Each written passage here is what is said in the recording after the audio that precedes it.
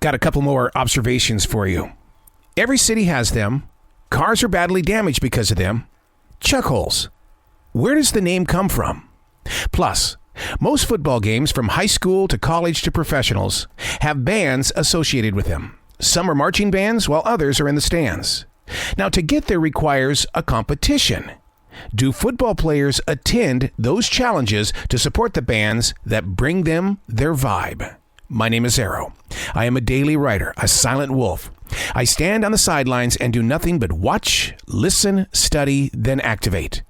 I call it the Daily Mess, a chronological walk through an everyday world. Yes, it's my morning writing. As a receiver of thoughts and ideas, we as people tend to throw things to the side and deal with it much later on. When a subject comes to me, I know it's time to dig in.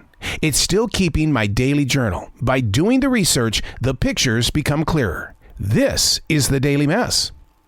Observation number 91. Why is it called a chuckhole? This is worth breaking down. First, it's not two words. Chuckhole is a compound word. But we're going to begin with the word chuck. It comes from an Anglo-Saxon word that means to shake or to strike. Chuckhole is said to have come from the way a car or truck shakes and shocks the pavement, creating the hole. It's written that chuckholes, or the term, first arrived in our vocabulary in 1836 when E.L. Wilson rode on his covered wagon from New Jersey to the state of Ohio.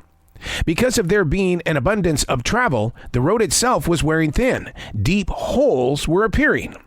Those in the wagons and old Western carriages began calling those giant indentations in the road chuckholes.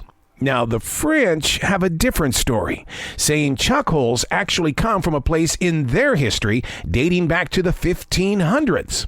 Instead of using the word chuck, meaning shake or strike, the French called them chocks, which means throw.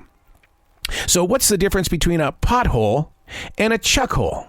Well, a pothole is just so big, about the size of a pot, in the middle of a road, whereas a chuckhole is pretty much a valley across the road.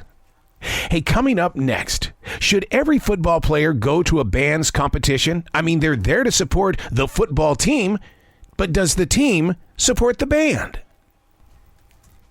Hey, thanks for coming back to the Daily Mess. Observation number 92. Should every football player go to a band's competition?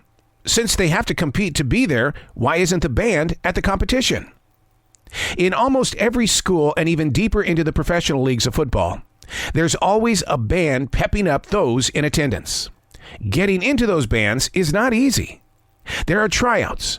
Schools and the pros want the best of the best, especially when it comes to the marching bands that play at halftime.